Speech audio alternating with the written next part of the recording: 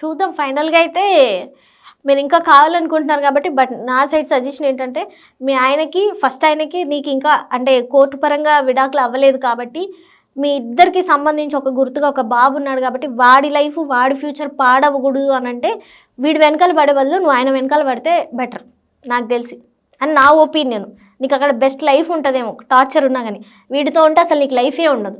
నాకు తెలిసి నువ్వు ఉన్నాక ఒకవేళ నేను పెళ్లి చేసుకున్నా ఇంకొక అమ్మాయిని తీసుకొచ్చి సేమ్ రేపు నీలాగే ఇంకొక అమ్మాయి కూడా వచ్చి నాకు ఇట్లా మోసం చేశాడు, నేను నీతో పాటే ఉంటా పెళ్లి చేసుకుంటా అంటే 1 2 3 4 5 6 అక్క చెల్లెలు మీరు అందరు కలిసి ఉండాలి, ఆయన మధ్యలో కృష్ణుడిలాగా పెట్టి.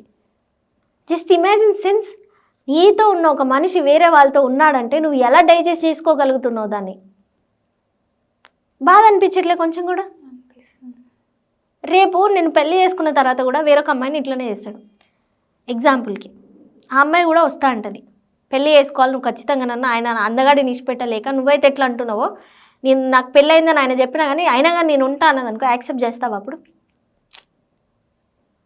ఎక్కడ కూడా నువ్వు గట్టిగా మాట్లాడినట్టు కానీ నువ్వు స్టాండ్ తీసుకున్నట్టు కానీ నాకు అసలు ఎక్కడ కూడా కనిపించట్లేదు. అసలు చాలా లైట్ తీసుకుంటున్నావు నీ లైఫ్ని నువ్వు లైట్ తీసుకున్నా బాబు పరిస్థితి ఏంటనేది నువ్వు స్టాండర్డ్గా తీసుకోవట్లేదు అనిపిస్తుంది.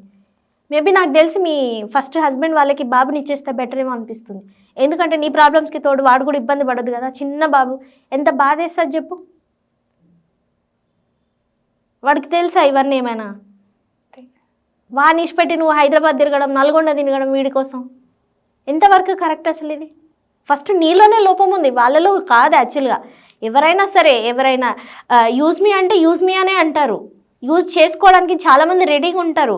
మనం ఎవరిని మన భాగ్యస్వామికి ఎవరిని తెచ్చుకోవాలి, మనకి ఎవరు పర్ఫెక్ట్ అనేది మనమే తెలుసుకోవాలి. ఇప్పుడు బాబు లేకపోతే సరే, కానీ ఇప్పుడు బాబు ఉన్నాడు కదా, ఇటు ఫ్యామిలీ పరువు ఉంది కదా, ఇటు మీ అమ్మ ఉంది, ఇటు నువ్వు ఉన్నావు, రేపు వాడి పరిస్థితి ఏంటి? పోలీసు వాళ్ళేమో కేసు తీసుకోవట్లేదంటావు, నువ్వు గట్టిగా మాట్లాడితే ఎందుకు తీసుకోరు?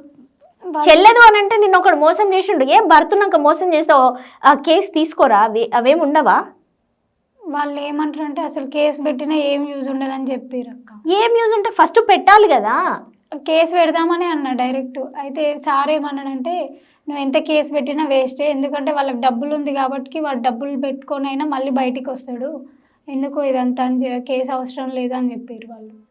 పోలీసు వాళ్ళు ఇట్లా మాట్లాడినాక ఇంకేం చేస్తారు ఎవరు మాత్రం. కానీ బట్ నువ్వు స్టాండ్ తీసుకొని నిలబడాలి. కాకపోతే ఆయనకి నువ్వు చేసుకుంటా అంటే మాత్రం నేను ఒప్పుకోను, ఆయనకి శిక్ష పడాలి దీనికి. ఒక బాబు ఆర్ పాప ప్రెగ్నెంట్ వచ్చిన తర్వాత టాబ్లెట్స్ వేసి చంపారు, ఎంత నేరం తెలుసా ఇది?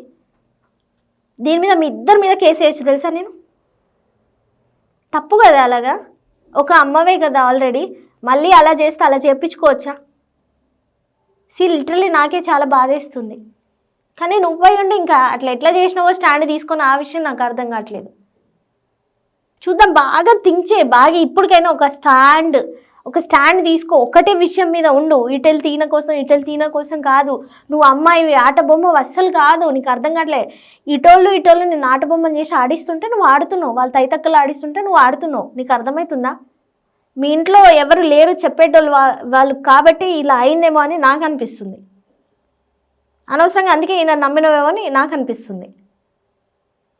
కానీ నిజంగా లైఫ్లో అమ్మాయిలు ఎక్కడెక్కడి నుంచో అందరూ మోసపోతుంటారు, కానీ ఇది ఇంకా తెలివైన మోసం తెలుసా? నేను ఎక్కడా వినలేదు ఇలాగా.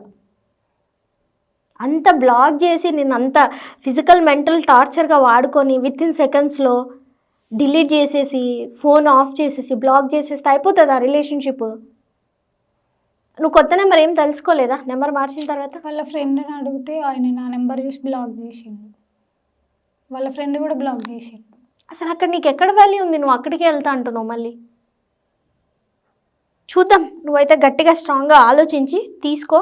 నీకేమైనా సపోర్ట్ కావాలన్నా లేదంటే లాయర్స్ కావాలన్నా ఏదైనా కావాలంటే మా ఛానల్ తరపు నుంచి మేమైతే ఖచ్చితంగా ఎప్పుడు ఉంటామనే చెప్తాం. కానీ మిస్టేక్స్ అన్నీ నీ సైడ్ ఉన్నాయి కాబట్టి అసలు ఏం మాట్లాడాలో కూడా అర్థం కావట్లేదు. పోనీ మిస్టేక్ నీ సైడ్ నుంచి లేదంటే మనం ఏదైనా స్టాండ్ తీసుకోవచ్చు.